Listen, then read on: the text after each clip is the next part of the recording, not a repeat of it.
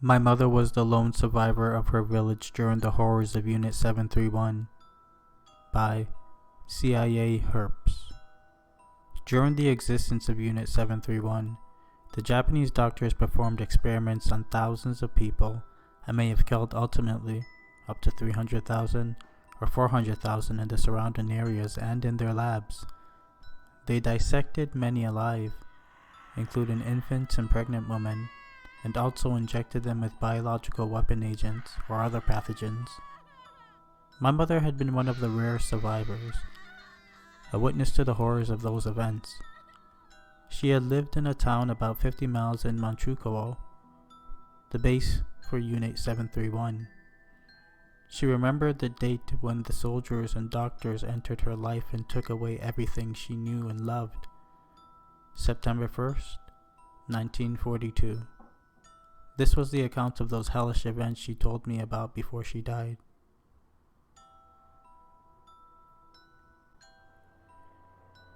The ceramic bomb fell slowly from the sky, spinning in lazy circles before righting itself and coming straight down towards our town. A single white plane with the symbol of the rising sun whined past the center of the town, flying away like a criminal running away from the scene of a crime. A couple merchants came out of their shops, looking up into the sky with suspicion and fear. I saw the bomb hit the yard behind my neighbor's home. It shattered into millions of pieces, a sound like smashing glass shatter in the silence. I was very small at the time, only 5 or 6 years old. I ran inside to tell my mother. I saw her standing behind the fireplace, cooking a small batch of tea, waiting for my father to come home. "Mother, a Japanese plane just flew over the town and dropped a bomb. But it looked like it was ceramic, and it didn't even blow up. Why do you think they did this?" My mother's face paled visibly. "Stay inside," she ordered me, turning to look out the window, her eyes filled with fear and anxiety as she continuously looked for my father's silhouette on the trail leading to the front door. "Where is your father? I wish he was here with us." She poured herself a cup of plain green tea, sipping the steaming hot beverage and refusing to meet my gaze. She just continued to watch the road, and it was then the first pang started, a sense of wrongness and foreboding filling my mind. My mother and I stayed inside the rest of the day, waiting for my father. She grew increasingly worried as the hours passed, but she wouldn't allow me to go outside to look for him. I ended up sitting next to my mother and pouring myself a cup of tea. She grabbed my hand suddenly, squeezing it tight and looking me in the face for the first time. "Something bad is gonna happen, I think," she said.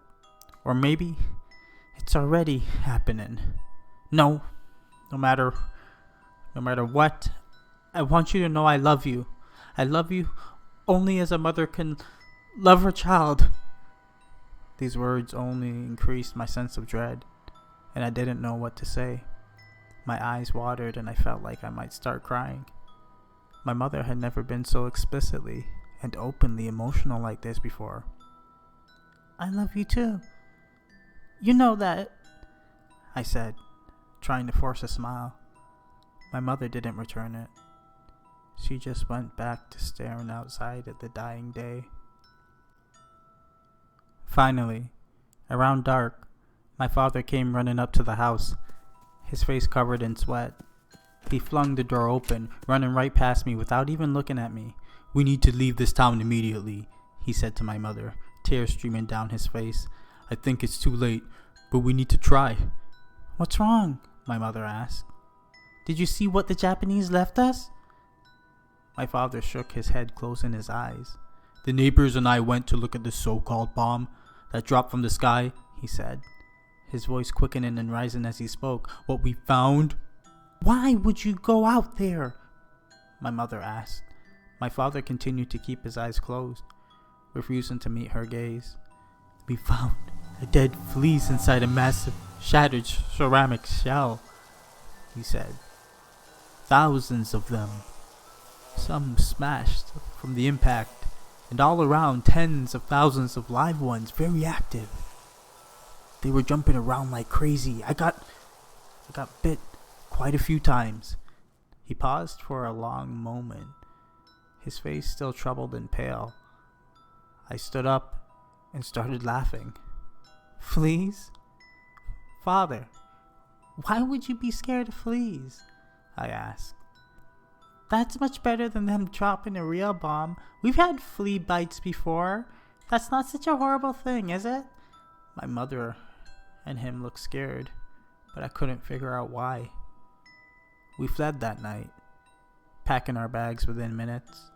We went to the next town over and stayed with my mother's parents, but after a few days passed, our family discovered we hadn't gone nearly far enough.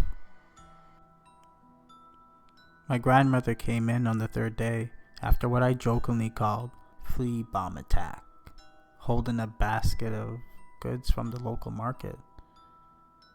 She complained that her head was pounding and her stomach hurt. My mother felt her forehead, explaining that my grandmother had a high fever. Oh, I'm sure it's nothing, my grandmother responded, flipping a hand as if it were shooing a fly away. Probably just something I ate. I've survived much worse than a little stomach ache, I can tell you that. She winked at me, showing off her toothless gums as she smiled. Within hours of her falling ill, countless others began showing symptoms, like fallen dominoes. The sickness spread through the entire village, swarming the countryside with its black, fetid rot. It started with headaches, stomach pains, fever, diarrhea, chills, and sweating. At first it looked like the flu, or sometimes just a bad cold. The moment we saw the swollen black sore on my grandmother's neck, we knew it was something far worse. She collapsed in the kitchen later that night while trying to sip water, and my mother and I carried her unconscious body over to her bed. She was covered in sweat, coughing up blood, her skin turning black as the swollen spore spread throughout her flesh. It seemed like the buboes on her neck, armpits, and groin swelled before my eyes, massive amounts of pus slowly leaking out of her tiny holes all over the wounds. The tip of her nose had started to turn black with dark, sickly, purplish blotches all around it. We all knew she would not survive for much longer. I went to my grandmother with a cool cloth. She looked at me with glistening, tear-streaked eyes, confused and rambling. Oh, is it time for the harvest already? She said. I thought it came already. Grandma, it's me, Jing, I said. Jing, she said, squinting her eyes. I saw a trickle of blood running down from one nostril. Taking the cloth, I started to wipe it up. But then she started coughing, bending over double. After a few hacking coughs, she spewed out a trickle of dark, thick blood, spitting it onto the covers. She looked above me, staring at something only she could see. As she turned her neck to the side, the swollen pus-filled bubo burst, the black skin rupturing as dark, stinking fluid spewed forth. Mother, please, it's me, take me home, she said, continuing to ramble, staring around the room at people only she could see. I turned and ran, unable to take any more of it. My grandfather had complained of headaches and chills earlier on in the day. A few hours after my grandmother, he also collapsed. We found him laying on the threshold of the open door, groaning and moving his arms, reaching out as if for someone to pick him back up. Huge, swollen pustules shone from under his armpits and from the sides of his neck. We put him in another bed. He also quickly became delirious, talking to people who weren't there. As the sun set, I knew they would not survive long. Things had gone from bad to worse when I looked out of the window into the night beyond and saw the first Japanese soldiers coming, dressed in white biohazard suits and gas masks that covered every inch of their skin. I heard knocking on the neighbor's door, hard and insistent. I moved the curtain away from the window, peering out, my small heart beating fast. Everyone in the house besides myself was, by that time, showing symptoms of what we then knew without a doubt to be the Black Death. We had heard countless horror stories of the Black Death. With up to 70% of people dying in some areas, it was one of the most feared and horrifying diseases imaginable. Most of the townspeople would have fled that night if they hadn't been vomiting blood as their skin turned black. My mother ran over to me, her face pale and sweaty. She wavered on her feet, looking like she might collapse. Then she took a deep breath, closing her eyes and bracing herself. When she looked stable again, she knelt close to me. "The enemy is outside," she whispered. "We must hide you." I nodded silently. I heard shouting coming from the next door. Behind the curtain, I caught a glimpse of dozens of men in clean, white biohazard suits and gas masks walking calmly and confidently onto our road. After another few seconds, a hard knock sounded at our front door. "Quick," my mother said, pushing me across the kitchen and towards the oven in the corner. We had a large metal oven back then in addition to the fireplace. Due to my father's position, we were better off than most people in the town. Some still lived in cold, unheated shacks and ate rice and water for every meal. The oven had a flat-top grill and, of course, used firewood. Seeing as this was back in 1941, we didn't have electricity in my parents' home, and neither did my grandparents. As far as I know, in fact, no house in the area had electricity. She opened the door. The cold interior of the oven had ashes and small pieces of twigs forming a uniform carpet. I sneezed as the clouds of debris swirled around us. "No time for that," my mother hissed as I coughed and choked. "Get inside, child, now!" Without thinking, I began to crawl through the tiny door. I could barely fit inside the oven. She closed the door all the way, locking me in the cramped darkness. Curled into a ball, I felt like a fetus imprisoned in an iron room. A final bone-rattling pounding on the door started. I heard my mother's footsteps as she rushed away from me. 1 moment later, I heard the door creak open. "Come, come," Japanese soldiers said in their broken Chinese. "You come now." As a child, I was extremely bright. Even as a young girl, my vocabulary was well beyond anyone else in my grade. I had also picked up some Japanese since we were near the puppet state of Manchuria, a vassal of the Imperial Japanese Empire during World War II. So, when the Japanese had finished clearing out the house and stood talking to each other, I understood bits and pieces. "What do we do with these logs?" one said. I felt confused. "What logs?" "These ones." "Maybe." I didn't understand everything he said after that, but he kept saying the word fire. Later on, I would find out the Japanese always referred to human experimentation victims as logs, to help dehumanize them, to make it easier to burn, dissect them alive, or to inject them with horrifying biological and chemical weapon agents. As the last of the Japanese left the home, I felt sick to my stomach. Curled inside the oven in the fetal position, I began to cry, giving up all hope that things would turn out okay. Things quickly went from bad to worse when I tried to leave the oven and found the door had latched closed. I was in total darkness inside the oven and barely had room to move. A sense of suffocation began to cover over me, a feeling of being buried alive. At first, I whimpered as I kicked against the door with whatever force I could muster. I didn't even seem to shake its frame. I increasingly became panicked, kicking and punching at it. Then I started to scream for help. "Hello?" I yelled. "I'm stuck. Is anyone out there? Please help me out." I don't know how long this went on for, but it seemed eternal. Suddenly, in the midst of the yielding and kicking, the door flew open and light flooded my eyes. I fell out, gasping as tears streamed down my face. I looked up, expecting to see my mother, or maybe a Japanese soldier, but it was neither. 3 gaunt Chinese faces looked down on me, men with guns and torn, dirty clothes. I looked at them, wondering if they were here to kidnap or murder me. "It's okay, little girl," one said to me, kneeling down and brushing my ash-streaked hair out of my face. "We're partisans. We were on our way to attack the Imperial Japanese and put a stop to their monstrous actions. Where's your family?" another one asked. I looked at him, seeing he only had one working eye. From it gleamed compassion and understanding.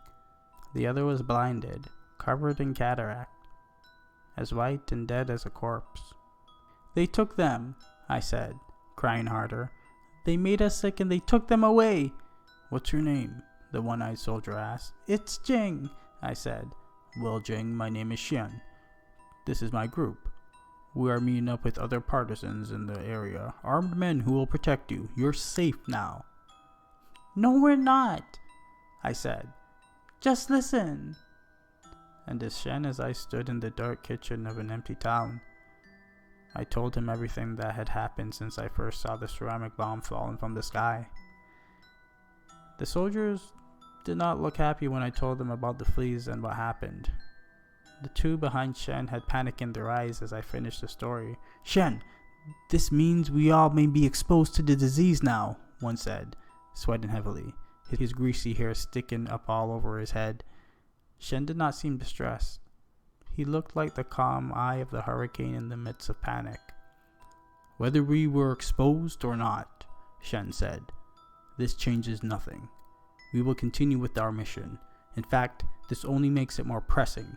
We know where the Japanese took the townspeople. We must put a stop to it."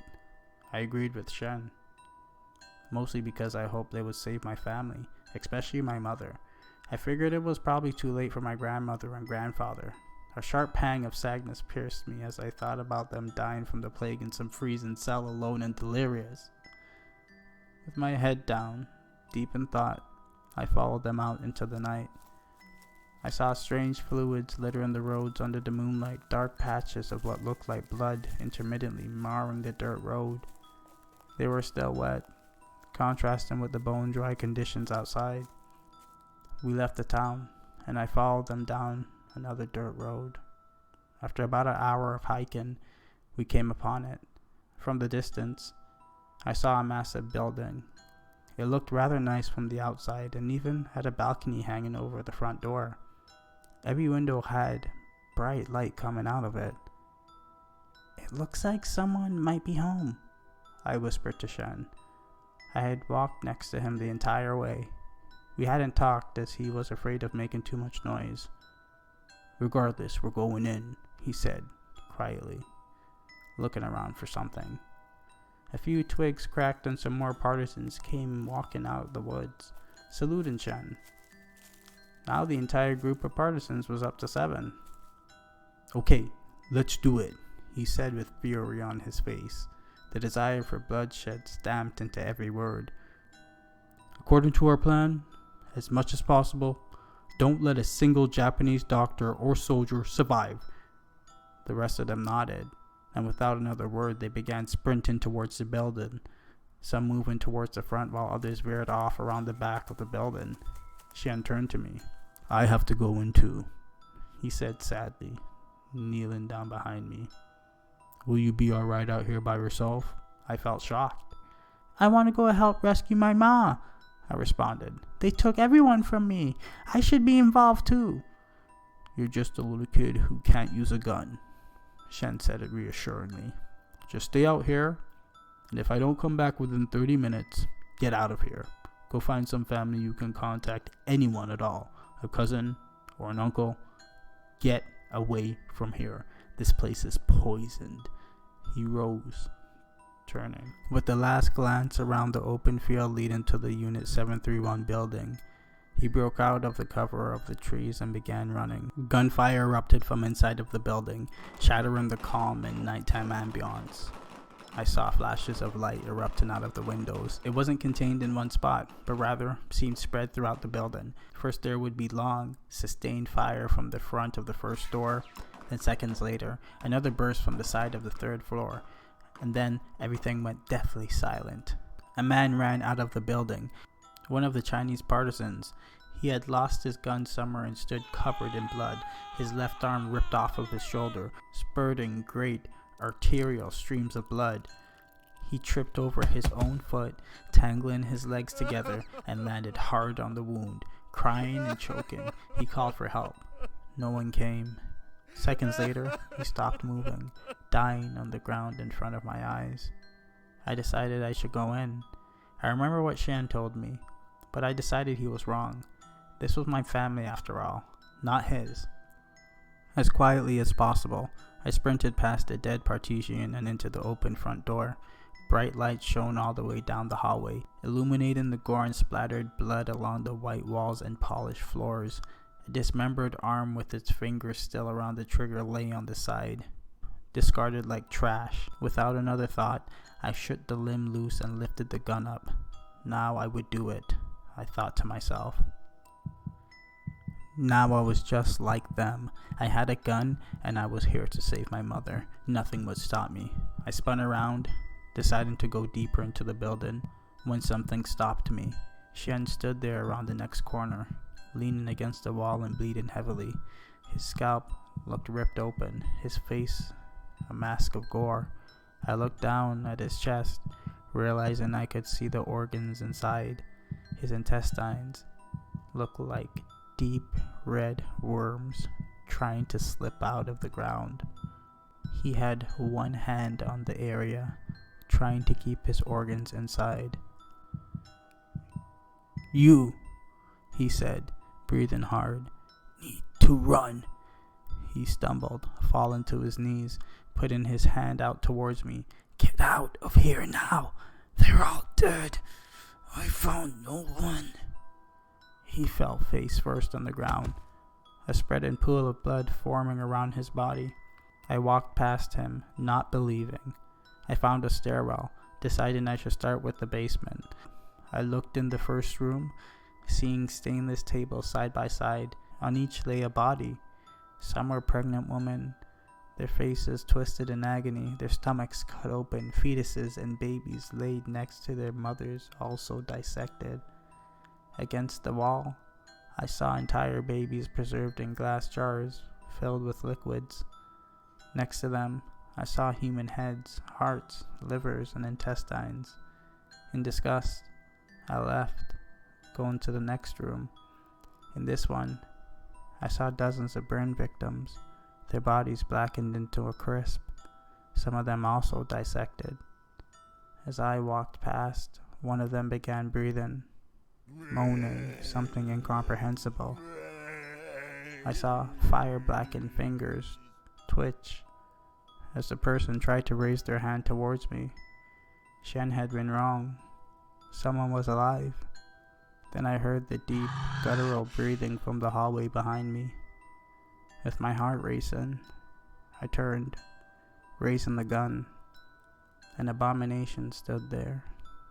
Something from the depths of hell, sewn together from many body parts. It had 5 legs, the stitches black and ugly against its naked skin. It towered over me, its head scraping the ceiling. I saw the 10 arms sewn onto its long, snake-like chest flexing and clenching. From many of the stitch wounds connecting the limbs to the body, a dark, sickly smelling fluid dripped down. It had 3 heads on top, all mutilated, their cheeks sliced open, showing the grinning teeth below. I saw animal and reptilian eyes staring out from the heads, implanted next to the human eyes. After a shock, I pulled the trigger. The recoil from the gun was far stronger than I expected, but since the creature was so tall, I still ended up hitting it in the shoulder. It shrieked as black blood began to run down its pale skin, its voices rising together in outrage and pain. Its many legs started to move and scuttled forwards. I turned and immediately fell over the body of a Japanese soldier, still dressed in a white biohazard suit. I felt the creature's fingers crossing my ankle when someone yelled from behind me, "Hey, you!" A woman cried loudly. A burst of gunfire rang out. Turning in surprise, I saw my mother, standing there with a stolen gun from a Japanese soldier. She had sores from the Black Death all over her skin, and her nose had turned dark from the necrosis. She stumbled forwards, firing as she went until the gun ran out of bullets. I saw blossoms of gore sprouting all over the abomination's body as bullet after bullet ran through it. When the gun finally clicked empty, she threw it aside. Then she jumped on the abomination, biting and clawing at its skin like a rabid animal. I turned and I ran, never looking back. After the Japanese infected our towns with the Black Death, the Chinese government came in and walled off the areas. They are still off limits. The area poisoned and dangerous. I had a DNA test done later on in life, out of curiosity. They told me many interesting things, but one of the most interesting was that I have a genetic mutation that causes me to be resistant to the Black Death. It is, I think, the reason I survived. The horrors I would see after the bomb fell scarred me for the rest of my life. I still remember the sick, sweating people with black pustules the size of eggs, like a baby pushing against his mother's body to get out. I remember the eyes of the woman dissected alive, their fetuses ripped out of their bodies, their faces still open in expressions of eternal horror. None of that will ever leave me. What Unit 731 brought was hell on earth.